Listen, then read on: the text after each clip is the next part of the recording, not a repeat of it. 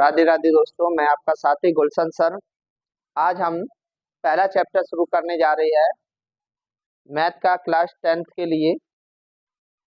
पहला चैप्टर है आपका वास्तविक संख्याएं। इसे इंग्लिश में रियल नंबर्स कहते हैं। वास्तविक संख्याओं से पहुंचने से पहले हमें कुछ संख्याओं के बारे में, कुछ डेफिनेशंस के बारे में जान लेना बहुत ही महत्वपूर्ण है। तो हम शुरुआत करते हैं अंक से। अंक क्या होते हैं और अंक कितने होते हैं?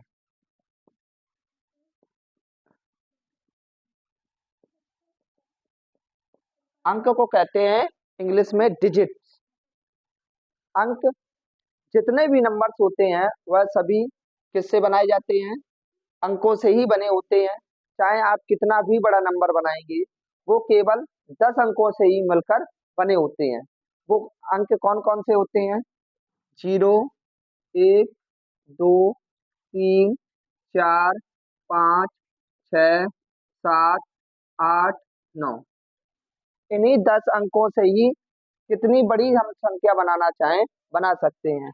उदाहरण के रूप में देखेंगे, जैसे हमें बनाया 245। देखो, दो का हमने किया प्रयोग, 4 का किया और 5 का, तो ये हमारी कितनी बन गई? 245। अब हमें लिखना है 10,525। तो इसमें देखो, इसमें 5 अंकों का प्रयोग, 4 डिजिटों का प्रयोग किया गया, 1, 0, 5 और 2 का। तो ऐसी हम बहुत सी अनेक संख्याएं बना सकते हैं। लेकिन जितनी भी संसार में संख्याएं बनाई जाती हैं वो इन्हीं 10 अंकों से ही मिलकर बनी होती हैं। तो हमने अभी समझा क्या है अंक, क्या होते हैं, डिजिट क्या होते हैं। अब हम समझेंगे इनमें, ठीक है ना, प्राकृतिक संख्याएं क्या है। प्राकृतिक संख्याएं,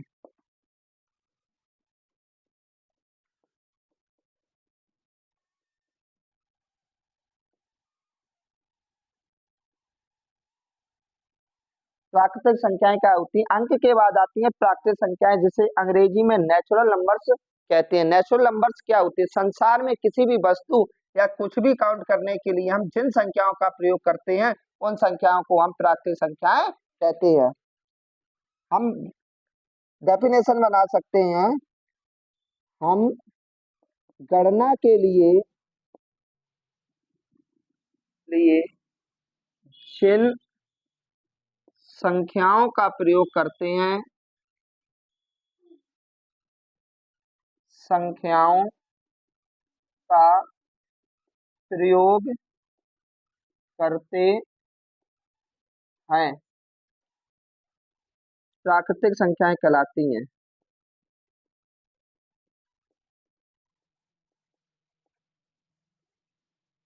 कहलाती हैं। उदाहरण के रूप में देखेंगे,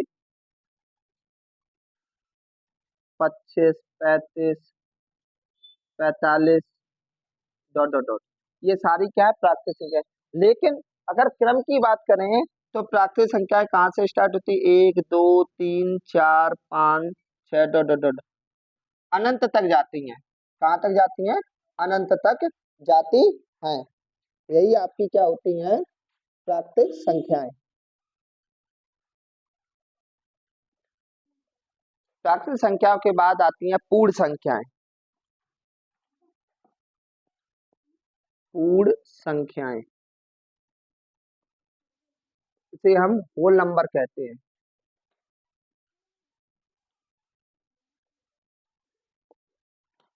इसकी परिभाषा क्या होती है? डेफिनेशन क्या होती है? प्राकृतिक संख्याओं में जीरो को शामिल कर लेने पर पूर्ण संख्याएं प्राप्त होती हैं। प्राकृतिक संख्याओं में, प्राकृतिक संख्याओं में जीरो को शामिल कर लेने पर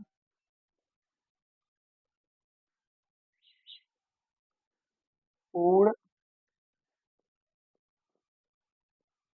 संख्याएं प्राप्त होती है। उदाहरण देखेंगे, जीरो, एक, दो, तीन, चार, ये भी अनंत तक होती हैं, ठीक है ना।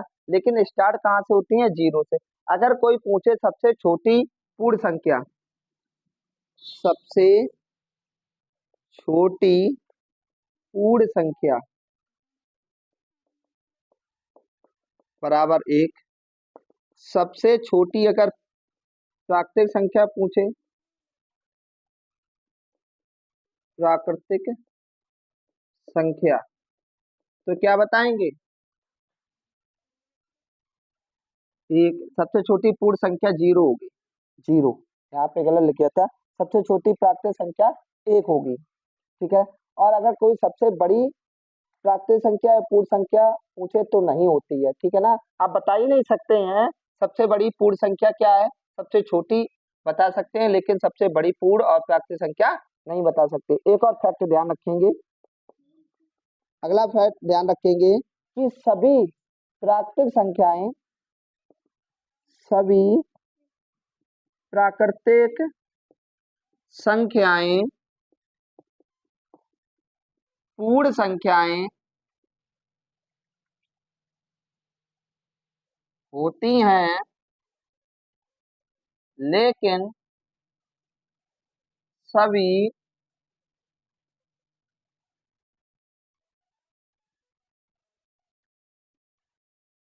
सभी प्राकृतिक संख्याएं पूर्ण संख्याएं होती हैं, लेकिन सभी पूर्ण संख्याएं प्राकृतिक संख्याएं नहीं होती हैं। ये फैक्ट ध्यान रखेंगे। अगर कोई पूछे सभी पूर्ण, देखो प्राकृतिक संख्याएं कहाँ से स्टार्ट हो रही थी? एक से। एक, दो, तीन, चार, डॉट डॉट डॉट।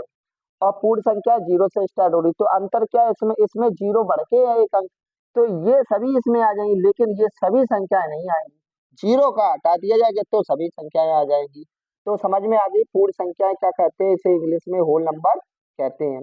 इसके बाद हम बात करते हैं सम संख्याएं।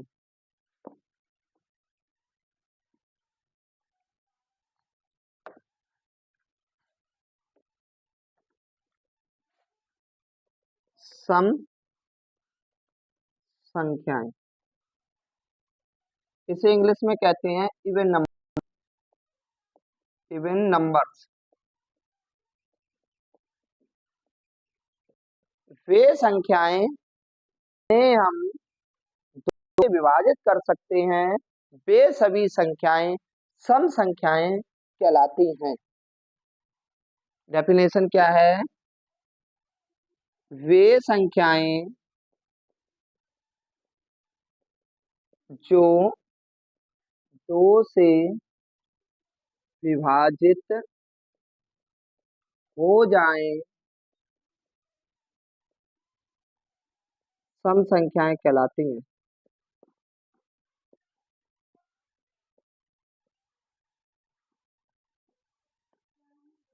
उदाहरण देखें, जैसे 352।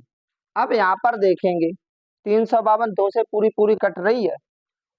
और भी ध्यान सकते हैं, केवल जीरो, दो, चार, छ, आठ, ये पांच अंक याद कर लो। अगर ये पांच अंक हैं, कहाँ पर? इकाई के अंक। इकाई क्या होता है? सबसे लास्ट में। ये इकाई, दहाई, सैकड़ा। इकाई का अंक अगर जीरो, दो, चार, छह, आठ है, तो वह कैसी संख्या है? सम संख्या है। जीरो है, कोई भी बड़ी संख्या हो, 1054 है, चार आया है, तो ये कैसी संख्या है? सम संख्या है। छह आया है तो कैसी संख्या है? सम संख्या है। इसके बाद आती हैं विषम संख्याएं। विषम संख्याएं, इसे इंग्लिश में कहते हैं ओड नंबर, ओड नंबर। ठीक इसका उल्टा है। वे संख्याएं जो दो से विभाजित नहीं होती हैं। विषम संख्याएं संख्याएं कहलाती हैं। उदाहरण,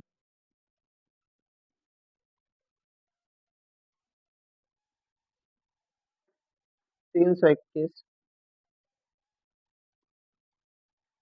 555।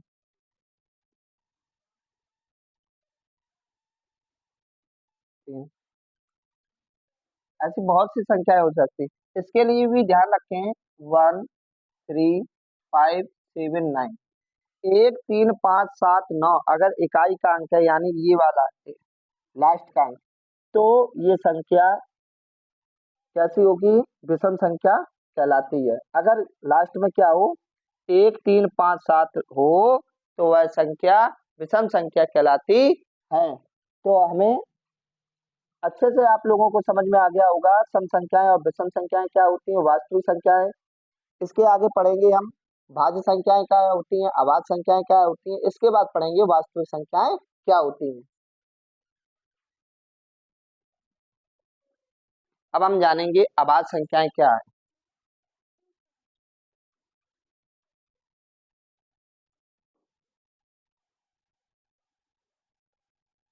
इसे अंग्रेजी में कहते हैं प्राइम नंबर।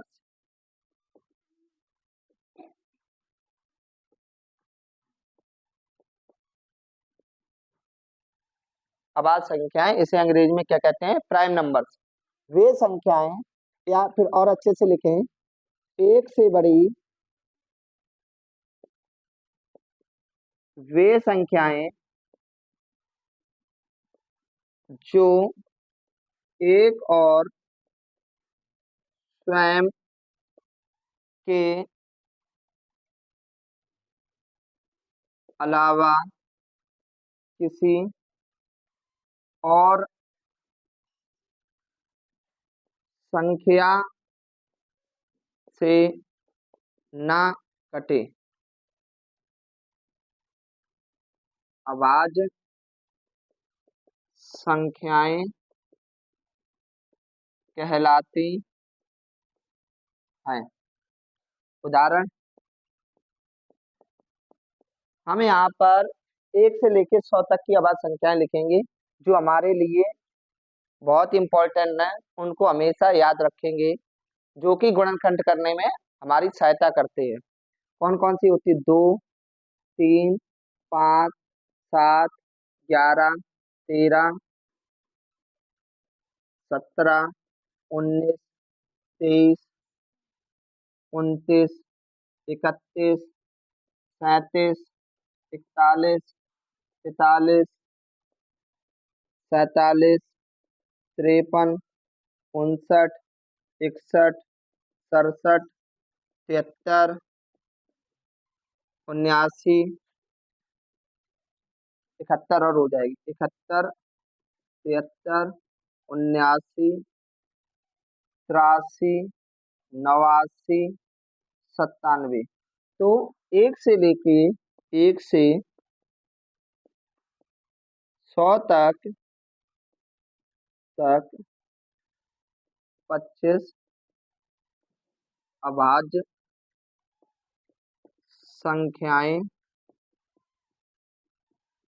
होती हैं।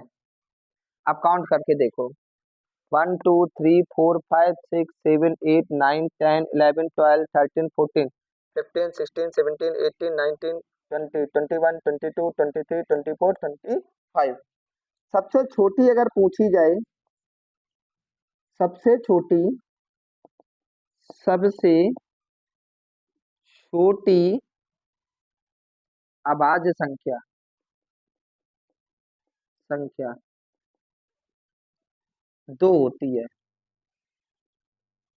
अगर यह पूछा जाए कितनी ऐसी संख्याएं होती जो समअभाज्य संख्याएं होती हैं, तो एक ही ऐसी संख्या होती है जो समअभाज्य संख्या होती है। दो ही केवल सम अभाज्य संख्या होती है। बाकी जितनी भी अभाज्य संख्याएं हैं वो कैसी होंगी, विषम अभाज्य संख्याएं होंगी। केवल दो ही एक ऐसी संख्या होती है जो सम अभाज्य संख्या होती है।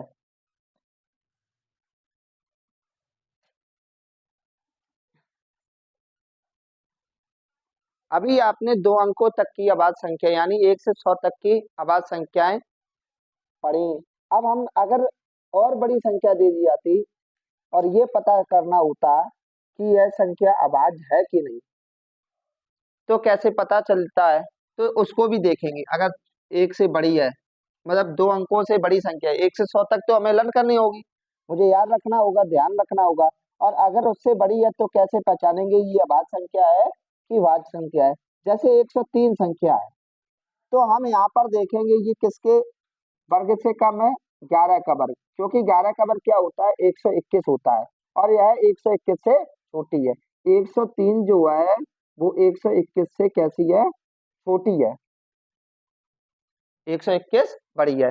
जब ऐसी कंडीशन होती है तो हम यहाँ तक देखेंगे 11 से जो छोटी संख्याएं होंगी, या 11 तक की भी देख सकते हैं अभाज्य संख्याएं।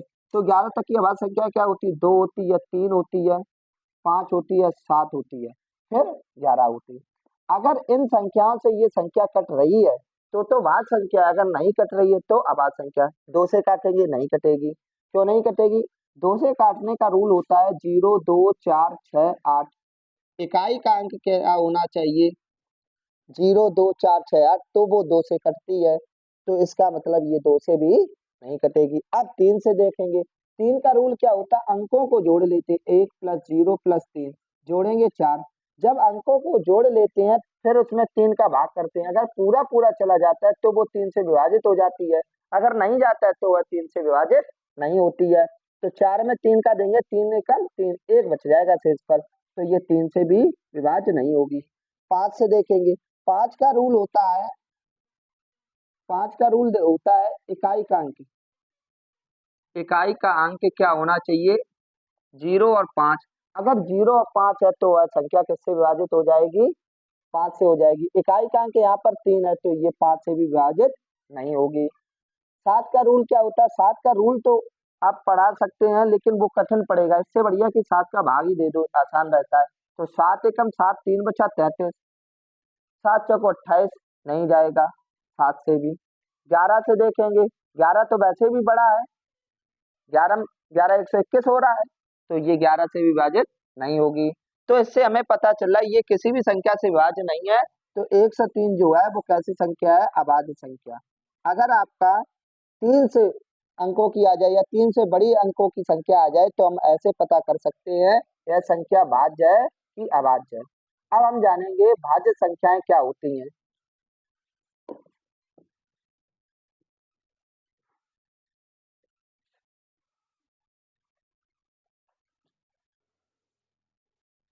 अब बात कर रहे हैं हम भाज्य संख्याएं।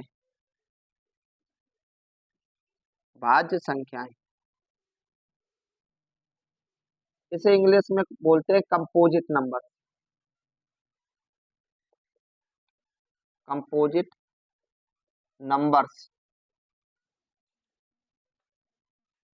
इसे बोलते हैं भाज्य संख्याएं। बिल्कुल इसका अपोजिट होती है। इसको देखेंगे, वे संख्याएं जिनके दो से अधिक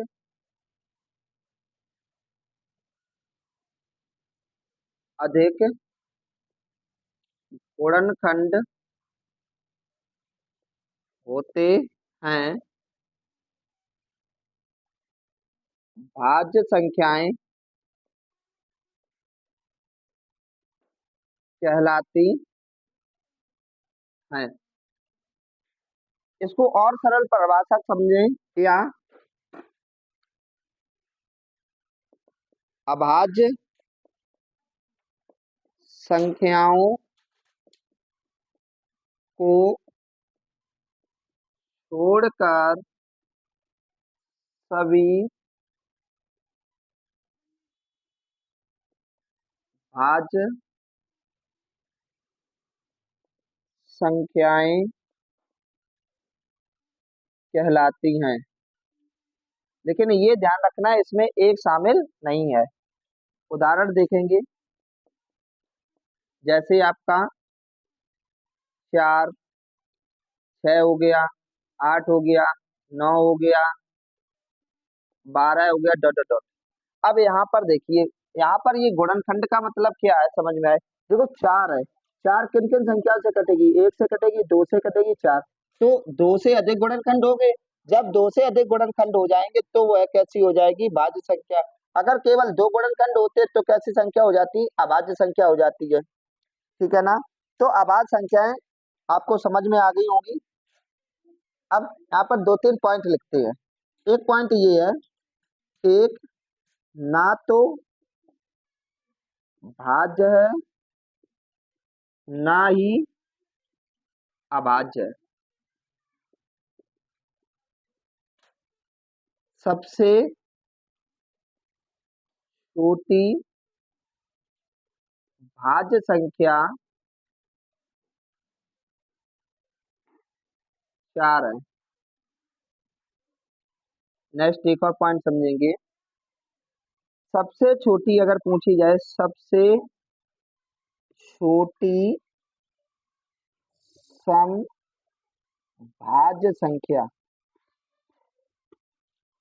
तो वो हो जाएगी 4। अगर यही पूछा जाए सबसे छोटी विषम भाज्य संख्या, तो वो कितनी हो जाएगी, सबसे छोटी विषम। देखो ये भी सम, ये भी सम, ये भी सम, और 9 कैसी है, विषम, तो 9 हो जाएगी। ये कुछ इसके फैक्ट है जो बहुत ही इंपॉर्टेंट है परीक्षा की दृष्टि से। अब हम समझेंगे वास्तविक संख्या क्या होती है, रियल नंबर क्या होते हैं। रियल नंबर, वास्तविक संख्या है। इससे पहले आप दो चीजें और समझ लो, परमेय और अपरमेय संख्या। परमेय संख्याएं क्या होती है और अपरमेय संख्याएं क्या होती है। परमेय संख्याएं, इसे इंग्लिश में बोलते रैशनल नंबर। परमेय संख्या वे संख्याएं वे संख्याएं जिन्हें हम P अपॉन क्यू, जहां पर Q not equal to zero, मतलब कभी भी हर में जीरो नहीं होगा। Q not equal to zero के रूप में, वे संख्या जिन्हें हम P अपॉन क्यू के रूप में लिखते हैं लिखते हैं परमेय संख्याएं कहलाती हैं। परमेय संख्याएं कहलाती हैं। ठीक है ना। अब उदाहरण समझेंगे इसके लिए, जैसे 2, 3, 5, ये जितनी भी पूर्ण संख्याएं होती हैं वो सारी कैसी होती हैं, परमेय संख्याएं होती हैं। इसके अलावा 5/7, 8/10, ये भी कैसी हैं, पूर्ण संख्या, अब वो परमेय संख्याएं। इसके अलावा रूट 25, रूट 36, ये भी परमेय संख्याएं हैं। क्योंकि 25 का जब भी हम वर्गमूल निकालेंगे, 25 को आप लिखेंगे, 25 का वर्गमूल होगा 5√5 गुणनखंड, तो ये हो जाएगा 5। तो ये 5 कैसी हो गई, पूर्ण संख्या। जब पूर्ण संख्या हो गई तो ये परमेय संख्या होगी।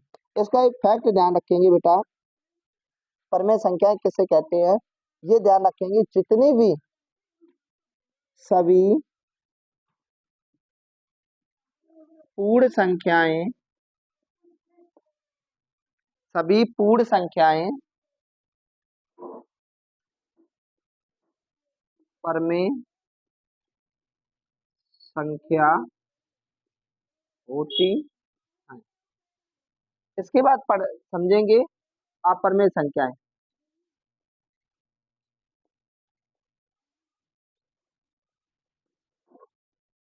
इरेशनल बोलते,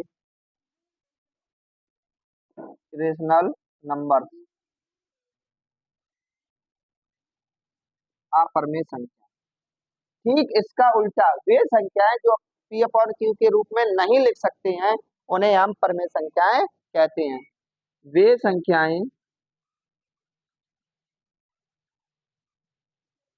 जिन्हें हम P upon Q, Q not equal to 0 के रूप में नहीं लिख सकते हैं, अपरिमेय संख्याएं कहलाती हैं।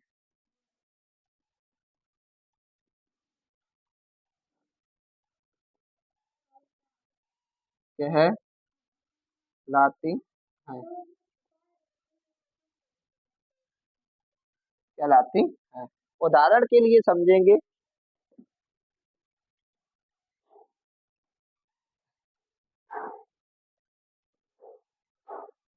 उदाहरण जैसे √8। अब 8 के अगर हम फैक्टर करेंगे तो ये हुआ 2 × 2 × 2 और इसका एक जोड़ा बाहर आ जाएगा तो 2√2। तो ये कैसी हो जाएगी, अपरिमेय संख्या होगी। इस प्रकार की भी ये भी अपरिमेय संख्या। जब एक परिमेय संख्या और एक अपरिमेय संख्या को जोड़ा जाता है तो वो टोटल बन के क्या होती है, अपरिमेय संख्या कहलाती है। इसके अलावा ये भी संख्या कैसी है, अपरिमेय संख्या। इसके अलावा इस प्रकार की जितनी संख्याएं होंगी वो भी कैसी होंगी, अपरिमेय संख्याएं होंगी। और ध्यान रखेंगे जो पाई होता है वो भी अपरिमेय संख्या होती है। तो क्या निकल के आया, पाई अपरिमेय संख्या है, संख्या है। और जो पाई का मान होता है, पाई का मान क्या होता है, 22/7। पाई का मान 22/7 परिमेय संख्या है, संख्या है। ये दोनों फैक्ट परीक्षा की दृष्टि से बहुत ही इंपॉर्टेंट पॉइंट है कि पाई क्या है और जो पाई का मान है वो क्या है। तो पाई जो है वो अपरिमेय संख्या होती है और उसका जो मान होता है 22 वो कैसी होती है, परिमेय संख्या होती है। तो पर हमने समझा परिमेय संख्या क्या होती है, अपरिमेय संख्या क्या होती है। इसके बाद हम समझेंगे वास्तविक संख्या क्या होती है।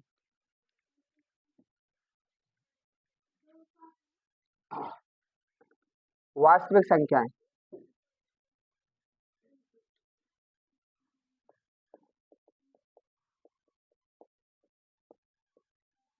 वास्तविक संख्याएं, परिमेय संख्याएं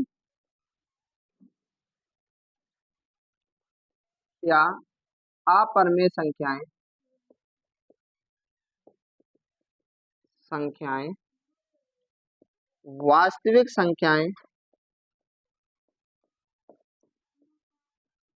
जैसे अंग्रेजी में कहते हैं रियल नंबर, रियल नंबर कहलाती हैं।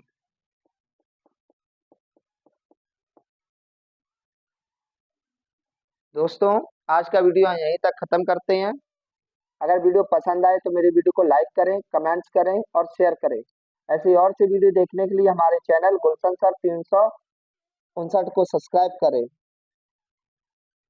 आगे नेक्स्ट वीडियो में हम सीखेंगे गुणनखंड क्या है, अभाज्य गुणनखंड क्या है, इसके गुणनखंड कैसे निकाले जाते हैं, गुणनखंड निकालने की विधियां क्या हैं। तब तक के लिए दोस्तों राधे राधे, जय हिंद।